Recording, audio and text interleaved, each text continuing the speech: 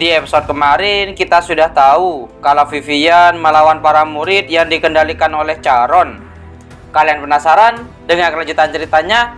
Jadi, tanpa berlama-lama, kita langsung saja ke ceritanya. Kita dilihatkan di sana para murid mengeluarkan sebuah bayangan aneh di tubuhnya. Di sisi Vivian, dia sudah bersiap untuk menyerang murid-murid. Di saat Vivian menyerang para murid tersebut, tiba-tiba murid-murid di sana menghilang dan Vivian sudah berada di dimensi lain. Sesosok monster aneh di sana berkata, "Apa yang kamu sembunyikan, Vivian? Bukannya kamu tetap saja akan dibuang? Lagi pula dibuang sudah menjadi takdirmu. Menyedihkan sekali, sekeras itu kamu berusaha untuk hidup. Kamu percaya pada orang asing, meski ibumu sendiri juga membuangmu. Eksistensimu sendiri adalah perwujudan kemalangan, dan semua orang di sekitarmu akan mati karena kamu. Kenapa tidak mati sendirian saja kalau begitu?" Dengan tiba-tiba Vivian sudah menaruh pedangnya di lehernya.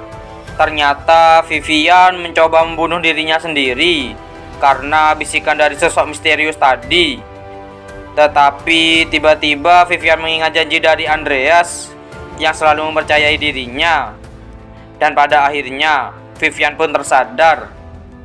Kita beralih di tempat Andreas. Di sana Nickel dan Taimur lagi menyerang para undead milik Charon. Di sisi Charon, dia sudah menyiapkan sihirnya. Dia mau menyerang Andreas dengan bantuan Kushain. Di sisi Andreas, dia langsung dengan sigap mengeluarkan salah satu undead lainnya, sang raksasa Rudolf. Dan Rudolf pun langsung menyerang Kushain sebelum Kushain melancarkan serangannya.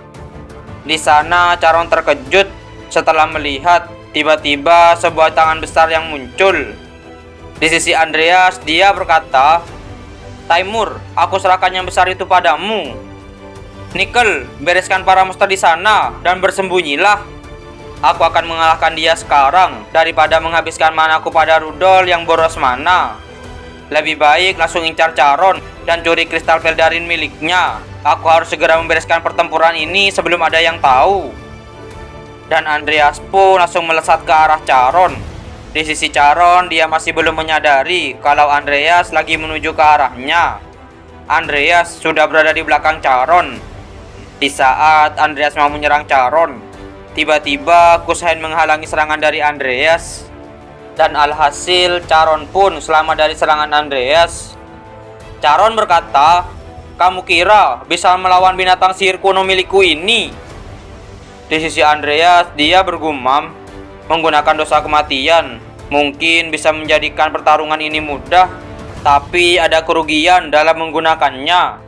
Halaman kemalasan juga masih dalam periode cooldown." Andreas berkata, "Sepertinya kamu suka barang antik. Kalau soal binatang sihir kuno, aku juga punya. Ingat tangan besar barusan?" Charon mengingat saat Kushain diserang oleh tangan raksasa.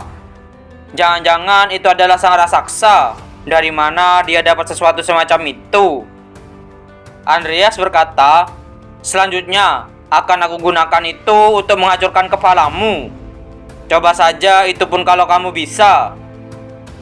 Dengan tiba-tiba, di bawah Andreas sudah ada formasi yang terpasang, dan formasi itu pun langsung menyemburkan sebuah serangan. Dan Andreas pun terkena telak oleh serangan tersebut. Di sisi Charon, dia tertawa gembira saat Andreas terkena oleh serangan tersebut. Akan tetapi, Andreas ternyata masih baik-baik saja, meskipun terkena oleh serangan yang cukup kuat. Di sana, Andreas bergumam, "Ini sihir darah milik vampir." Jadi begitu, Charon sedang mempelajari darah Angela. Charon berkata, "Kenapa kamu bisa bertahan dari sihir darah?" "Entahlah, mungkin berkat hadiah dari Angela." "Jangan bilang kamu yang membiarkan vampir itu kabur." "Maaf, mungkin kamu harus memperlakukan muridmu dengan lebih baik lagi." Setelah itu, Charon pun mulai marah karena yang telah melepaskan vampir itu adalah Andreas. Charon pun langsung menyerang Andreas, tetapi Andreas masih bisa menghindarinya. Dan Charon pun langsung menyerang bertubi-tubi Andreas dengan binatang sihir kuno Kushain. Setelah itu, di saat Andreas ada kesempatan, dia pun langsung menyerang Charon. Tetapi serangannya masih bisa dihindari oleh Charon. Dengan tiba-tiba, Andreas sudah berada di belakang Charon. Di saat Andreas mau menyerang, tiba-tiba Kushain menyerang Andreas terlebih dahulu. Andreas pun terkena serangan dari Kushain, sampai Andreas terlempar mundur cukup jauh. Setelah itu, tiba-tiba Nickel menyelinap dari belakang dan langsung menyerang Charon. Tangan Charon pun langsung terpotong oleh serangan dari Nickel. Di sana Charon pun berteriak kesakitan. Andreas berkata, "Kerja bagus Nickel." Dan setelah itu, dan kristal Peldarin pun terlepas dari genggaman Charon. Setelah kristal Peldarin lepas dari Charon, binatang sihir kuno Kushain pun langsung lepas kendali. Dan Charon pun berusaha untuk mengambil kembali kristal Peldarin tersebut. Akan tetapi tiba-tiba Kushain langsung menyerang Charon, dan Charon pun langsung terbunuh seketika oleh serangan dari Kushain. Di sisi Andreas, dia berkata pada Nickel, "Nickel, tolong alihkan perhatiannya. Kita harus merebut kristal itu." Akan tetapi, kristal itu sudah dihancurkan oleh Kushain. Setelah itu, Kushain menyiapkan sebuah serangan. Andreas menyuruh Nickel dan Taimur untuk menghindar. Kushain pun langsung mengarahkan serangan itu ke arah Andreas. Andreas masih bisa menghindari serangan tersebut. Tetapi tiba-tiba Kushain langsung menangkap tubuh Andreas. Nickel dan Taimur pun langsung melesat untuk menyelamatkan Andreas. Akan tetapi Kushain dengan mudahnya dia menghempaskan Taimur dan Nickel. Dengan tiba-tiba Vivian datang dan langsung memotong tangan Kushain. Andreas pun terlepas dari cengkeraman Kushain. Di saat Vivian mau menangkap Andreas, di belakang Vivian, Kushain sudah bersiap untuk menyerang. Vivian pun terkena telak oleh serangan dari Kushain, dan Vivian terlempar sampai terbentur sebuah batu di sana. Di sana Andreas berteriak memanggil nama Vivian. Tetapi Vivian masih berhasil diselamatkan oleh Taimur. Andreas pun lega karena Vivian masih selamat. Dan setelah itu Andreas pun langsung memakai mahkota laut dalam. Andreas bergumam, "Aku ingin meneliti lebih lanjut sebelum menggunakannya. Tapi lebih baik dari kehilangan nyawa di tempat ini, lebih baik aku gunakan." Vivian pun di sana sudah tersadar. Di sisi Andreas, di sana Kushain sudah menyiapkan sebuah serangan. Dan Andreas di sana kesadarannya sudah diambil oleh mahkota laut dalam. Kushain pun langsung melancarkan serangan itu ke arah Andreas. Akan tetapi Andreas dengan mudahnya dia menebas serangan itu menjadi dua. Dan Andreas pun langsung menyerang Kushain. Serangannya masih bisa dihindari oleh Kushain. Setelah itu Andreas pun langsung memperlebar jarak dari Kushain. Andreas berkata, "Jadi begitu pertahanan sempurna yang hanya bereaksi pada serangan yang bisa kamu lihat. Dengan kata lain, serangan kejutan mempan. Nickel, jadilah umpan."